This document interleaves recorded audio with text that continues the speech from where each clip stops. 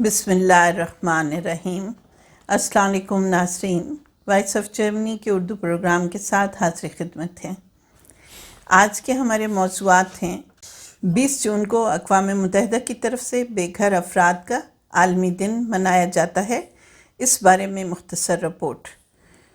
جرمنی کی تاریخ میں کرپشن کا سب سے بڑا واقعہ، ویکنڈ کی رات جرمنی کے شہر میں لوٹ مار، عراقی ڈاکٹر کے خلاف مقدمہ اور گرفتاری، جرمنی میں کرونا وائرس کی نئی وبا کا خطرہ، پوپ جان بینیڈکٹ کی جرمنی میں آمد، انٹرنیشنل اور پاکستان سے اہم خبریں۔ ہم آغاز کرتے ہیں عالمی دن کی رپورٹ سے۔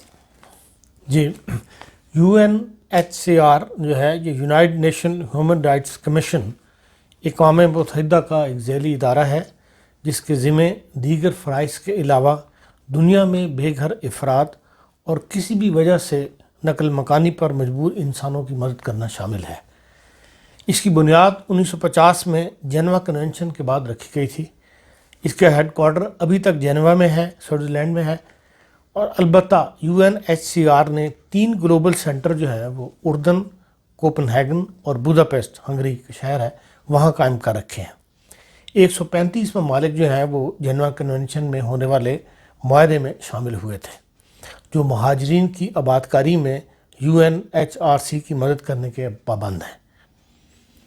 UNHCR کو سربراہ کو اقوام متحدہ کا کمشنر برائے مہاجرین کہا جاتا ہے، اور آج کل اٹلی کے مسٹر فلیپو گرانڈی اس عہدہ پر فائز ہیں۔ وہ گزشتہ 30 سال سے اقوام متحدہ میں انہی امور سے متعلق خدمت سر انجام دے رہے ہیں۔ وہ فلسطین اور افغانستان کے مہاجرین کی آبادکاری کے لیے اقوام متحدہ کے اسپیشل نمائندہ کے طور پر بھی کام کر چکے ہیں۔ 20 جون کو اقوام متحدہ نے ورلڈ ریفیوجی ڈے کے لیے مخصوص کر رکھا ہے۔ سال بھی اس دن یعنی 20 جون کو اقوام متحدہ کی طرف سے اس دن کو خصوصی طور پر منایا گیا۔ اس روز کمشنر برائے مہاجرین نے جو پیغام جاری کیا، اس میں بتایا کہ 2019 میں 79.5 ملین لوگ بے گھر افراد کی فہرست میں شامل ہیں، جن میں سے 73% لوگ جو ہیں وہ اپنا ہمسایہ ملکوں میں رہ رہے ہیں۔ ان میں ترکی میں 3.6 ملین، کولمبیا میں 1.8 ملین، پاکستان میں 1.4 ملین اور یوگنڈا میں 1.3 ملین اور جرمنی میں 1.2 ملین بے گھر افراد رہ رہے ہیں۔ ان میں بہت بڑی تعداد ملک شام، وینزویلا، روہنگیا، افغانستان اور جنوبی سوڈان کے لوگوں کی ہے۔ ہائی کمشنر برائے مہاجرین کے پیغام کے ساتھ جو فلم ریلیز کی گئی ہے، اس میں برکینا فاسو اور افریقی مہاجرین اور بنگلہ دیش میں روہنگیا کے مہاجرین کی حالت زار دیکھ کر رونگٹے کھڑے ہو جاتے ہیں۔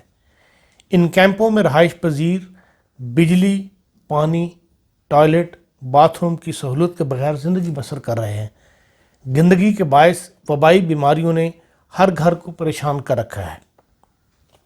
اقوام متحدہ کے ہائی کمشنر برائے مہاجرین نے بتایا کہ دنیا بھر سے 900 NGOز اور والنٹری ایجنسیاں ہمیں طاقت مہیا کرتی ہیں۔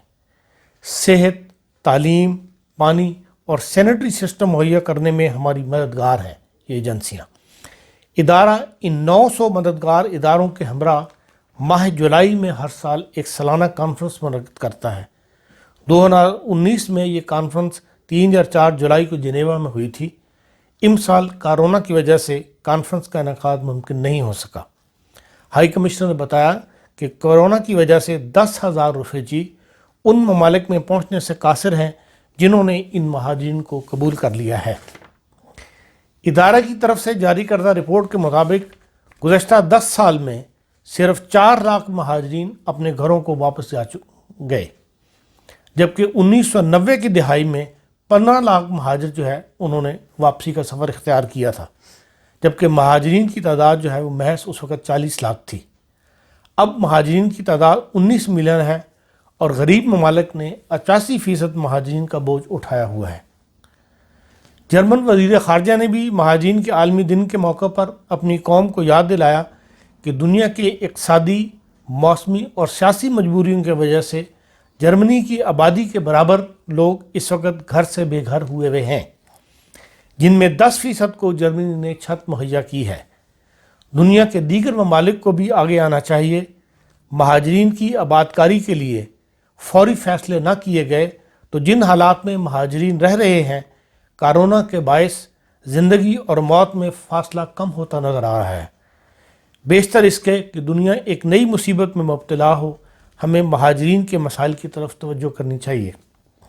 اسی طرح chairman council of Protestant church Heinrich Bradford نے بھی اپیل کی ہے کہ بے گھر افراد کے ساتھ ہمدردی اور حسن سلوک کے ساتھ پیش آؤ، اپنے دل بند نہ کرو بلکہ مہاجرین کی مدد کے لیے آگے بڑھو، صرف دعا ہی سے نہیں بلکہ نقد رقم ان کو تحفہ میں دے کر ان کی مصیبت کو کم کرنے میں ان سے ہمدردی کرو۔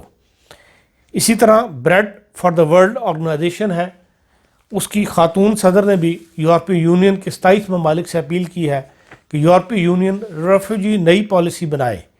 دنیا میں جو تغیرات برپا ہو رہے ہیں، اس میں مستقبل میں نقل مکانی کے امکانات یقیناً بڑھ جائیں گے۔ ان کو ملحوظ خاطر رکھ کر یورپی یونین نئی پالیسی ترتیب دے۔ انہوں نے جرمنی کو مخاطب کر کے یاد دلایا کہ 1 جولائی سے جرمنی یورپی یونین کی صدارت کی ذمہ داری سنبھال رہا ہے اور جرمنی کو اس بارے میں بڑا بولڈ قدم جو ہے وہ اٹھانے ہوں گے۔ جرمنی نے مہاجرین کو قبول کرنے اور ان کی آبادکاری میں یورپی ممالک میں سب سے زیادہ بوجھ کو قبول کیا ہے۔ آنے والوں کو صرف قبول ہی نہیں کیا بلکہ ان کو جلد اپنے پاؤں پر کھڑا کرنے اور ان کو معاشرے کا مفید فرد بنانے کے لیے متعدد اسکیمیں بھی جاری کی ہیں۔ ابھی حال ہی میں یونان اور ترکی کے کیمپوں میں رہائش پذیر ایسے بچے جو والدین کے بغیر کیمپوں میں زندگی بسر کر رہے تھے، ان کو جرمنی لانے کا بندوبست کیا ہے۔ اسی طرح 247 بچے جو کیمپوں میں شدید بیماریوں میں مبتلا تھے، ان کو والدین سمیت جرمنی لا کر علاج کروانا قبول کیا ہے۔ یونان کے جزیرہ میں 38,000 پناہ گزینوں کے لیے سینیٹری سسٹم بنا کر دیا ہے اور جس پر ابھی بھی کام جاری ہے۔ اس کیمپ میں 300 خواتین کو جرمنی لایا جا رہا ہے جو سینیٹری سسٹم اور صفائی کے اہتمام نہ ہونے کی وجہ سے متعدد بیماریوں میں مبتلا تھیں۔ جرمنی آنے والے پناہ گزینوں، جن میں اکثریت مسلمانوں کی ہے، کی طرف سے جرائم کی شرح میں اضافہ جرمن شہریوں کے لیے تشویش کا باعث ہے، اور یہی وجہ ہے کہ دن بدن AfD جو متبادل جرمنی کا نعرہ لگاتی ہے کی مقبولیت میں اضافہ ہو رہا ہے۔ ہمارا اگلا موضوع ہے جرمنی کی تاریخ میں کرپشن کا سب سے بڑا واقعہ۔ آپ کے پاس اس کے بارے میں کیا اطلاعات ہیں؟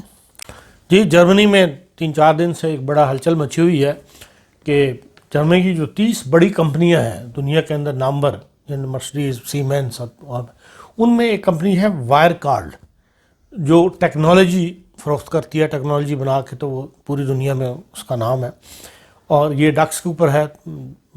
اس میں اس کے شیئر وغیرہ بھی لوگ بڑے کثرت سے اس کے انٹرسٹ لے کے خریدتے ہیں۔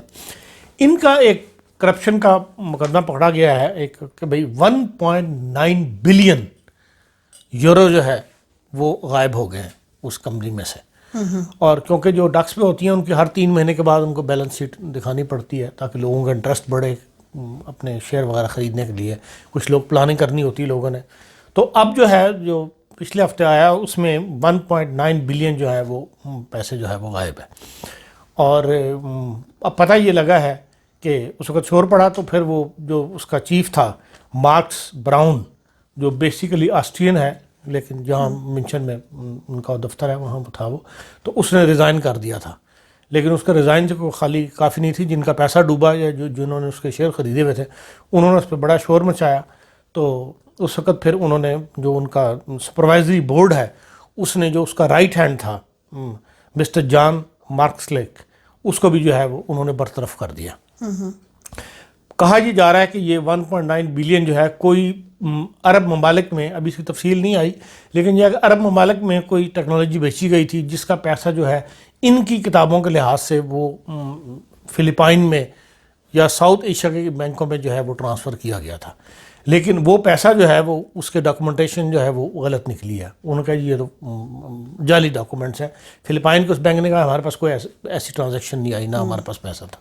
اور یہ اتنی بڑی رقم ہے کہ یہ دنیا کمپنی کو ہلا کے رکھ دیا. جو اس کا 95 روپے کا شیئر تھا وہ آج 10 روپے کے اوپر آیا ہوا ہے, آج کی جو رپورٹ تھی. تو بہرحال آج اس کا جو چیف ہے تھا مارکوس براؤن, اس کو گرفتار کر لیا پولیس نے, اور وہ بعد میں 5 ملین کی ضمانت پہ بھی وہ رہا بھی ہو گیا. لیکن بہرحال یہ مقدمہ چلے گا, اور اس کے اندر وہ کمپنیاں بھی انوالو ہیں جو ان کا ٹیکس وغیرہ کا حساب بناتی تھیں. تو یہ کہا یہ جا رہا ہے کہ یہ آہستہ آہستہ ایک بڑی کہانی جو ہے عنقریب باہر آئے گی.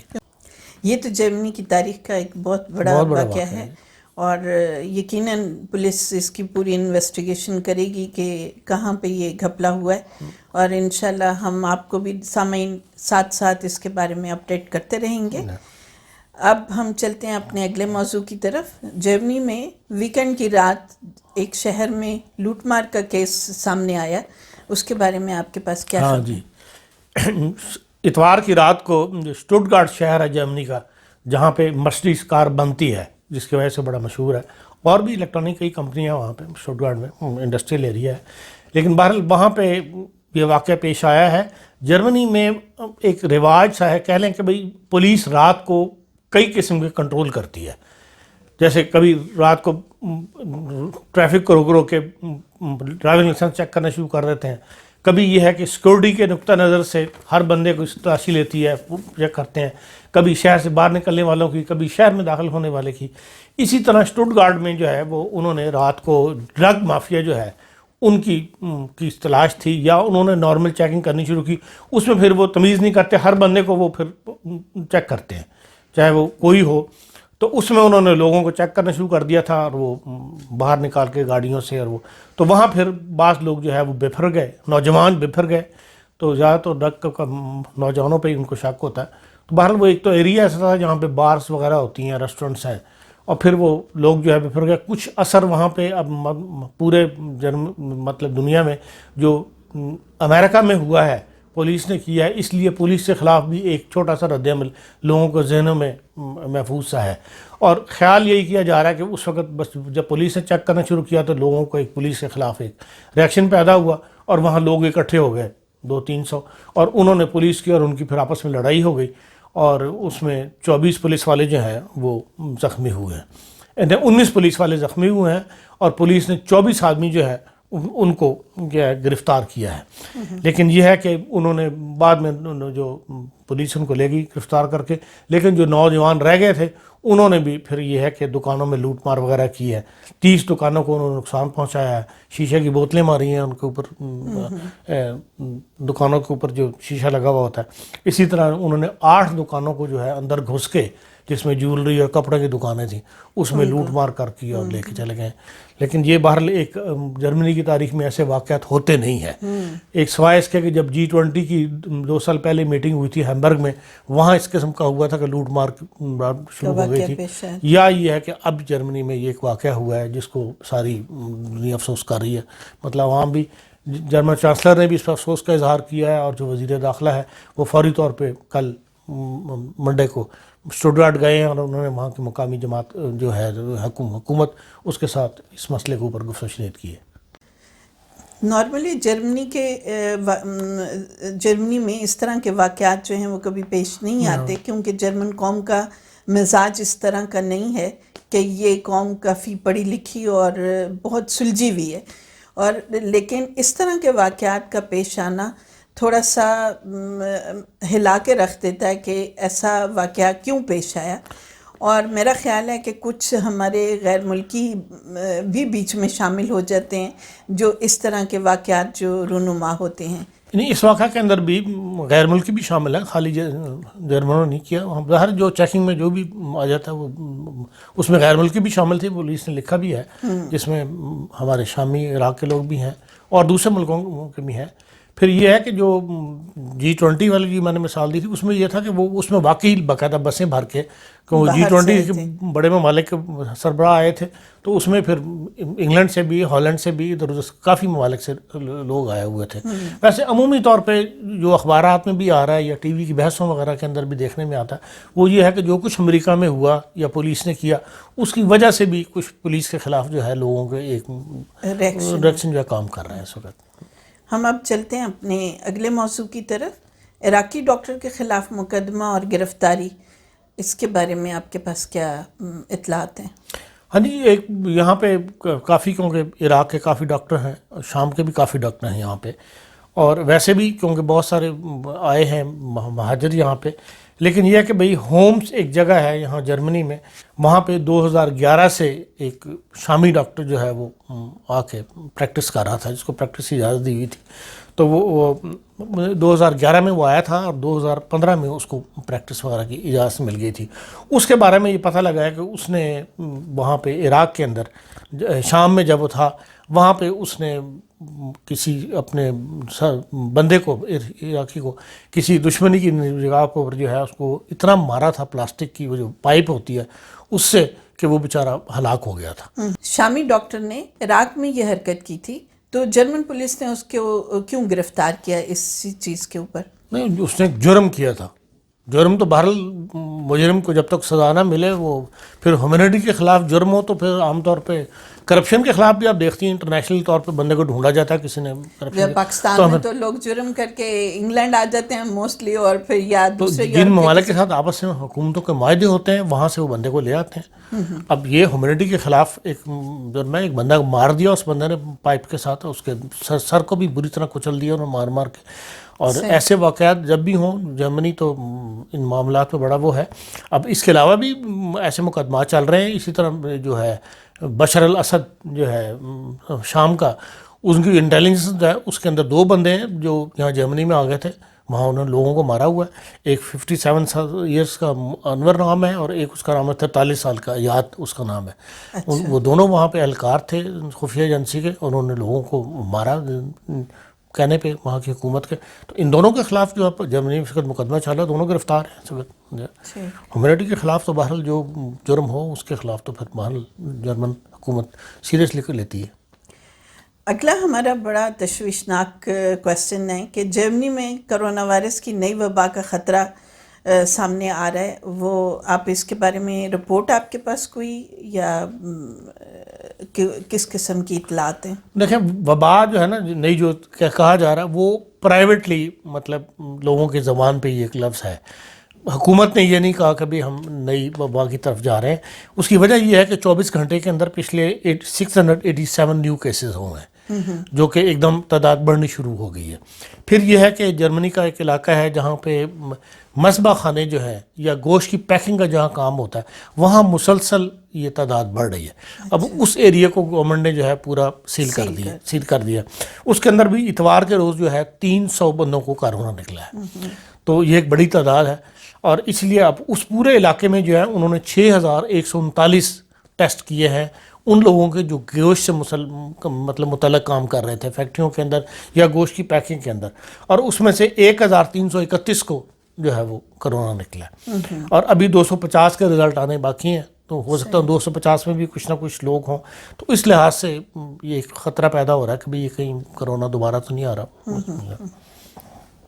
لیکن اس کے باوجود جرمنی نے جو شروع میں ایک فیصلہ کر لیا تھا کہ ہم بتدریج کھلتے چلے جائیں گے، اس کے اوپر وہ قائم ہے اور ہر چیز جو ہے وہ اپنے پروگرام کے مطابق چل رہی ہے. لیکن ساتھ ہی گورنمنٹ نے انفارم کر دیا تھا، لوگوں کو وارننگ دے دی تھی کہ بھئی ہم لاک ڈاؤن کی طرف جا سکتے ہیں اگر ضرورت پڑے.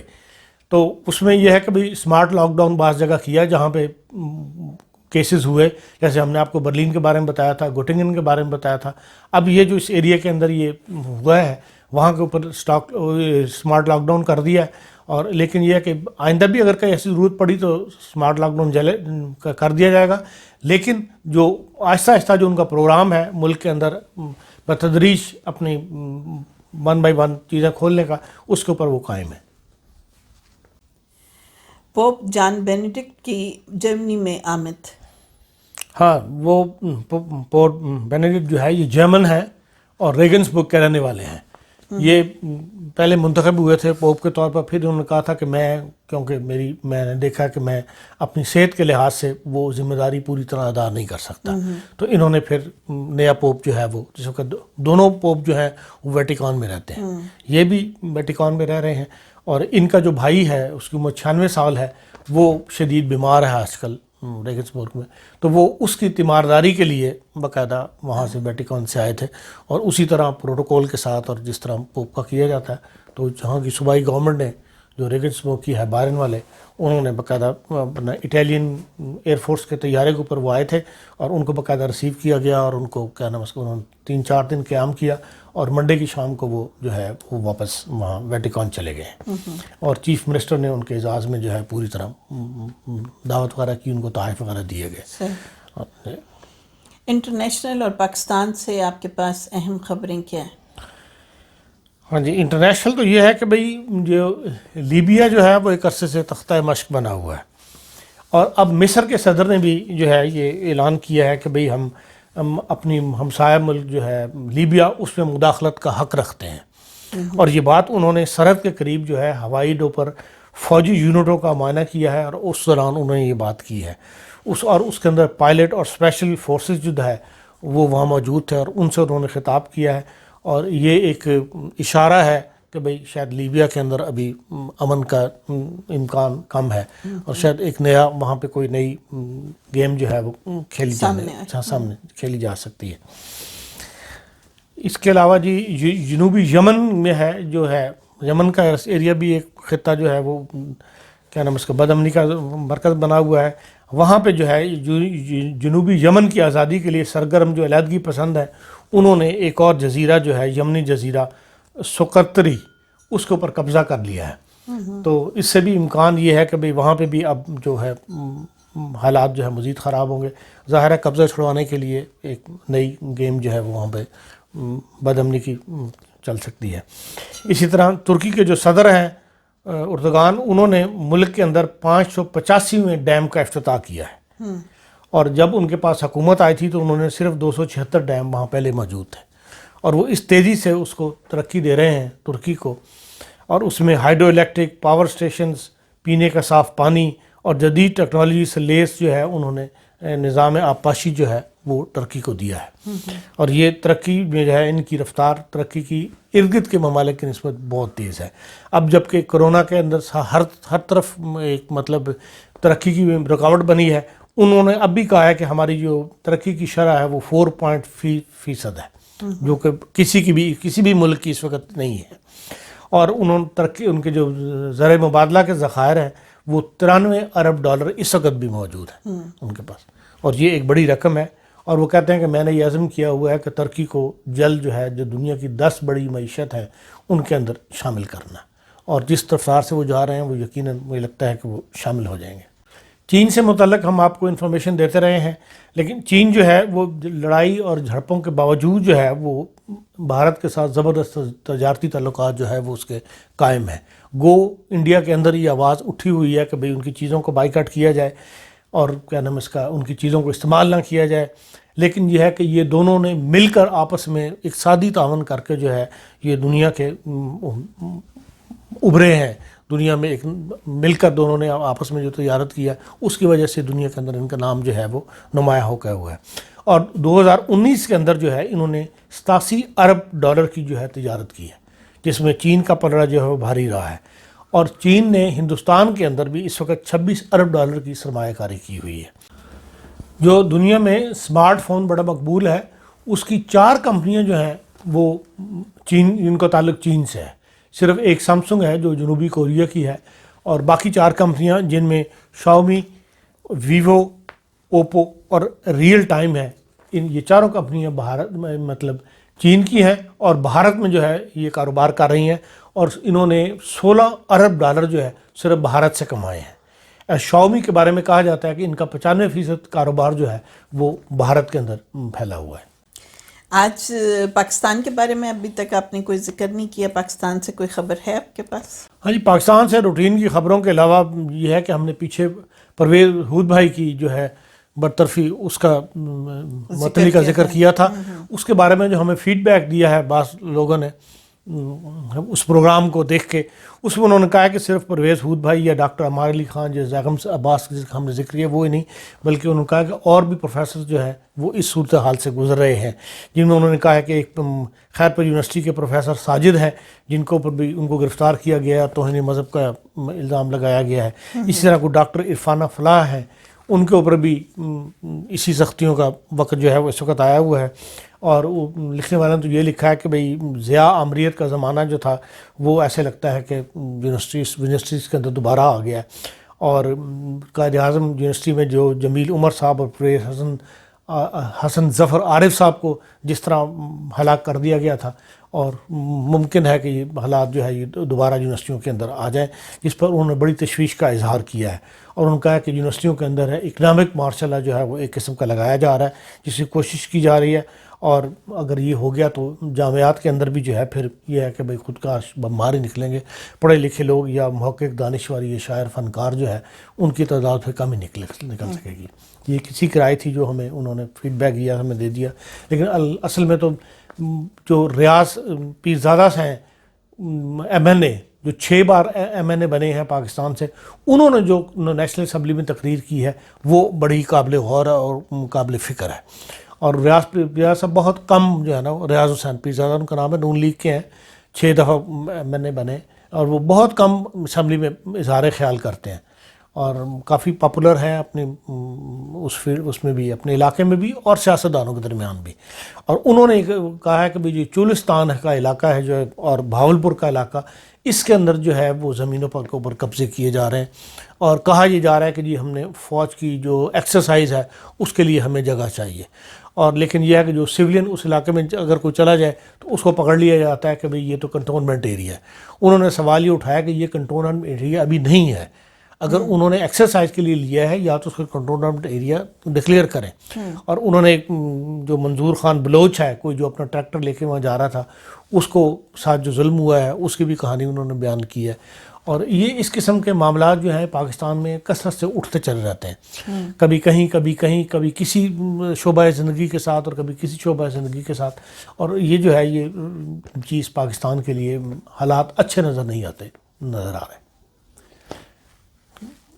ناظرین, آج تک کے لیے اتنا ہی. اپنے عزیز و اقارب کا خیال رکھیے گا اور اپنی قیمتی آراء سے ہمیں آگاہ کرتے رہیے گا. پروگرامز کو زیادہ سے زیادہ شیئر کیجیے گا. اللہ حافظ و ناصر, اللہ نگہبان. جی ناظرین, اسی کے ساتھ خدا حافظ, کل ملاقات کریں گے انشاءاللہ.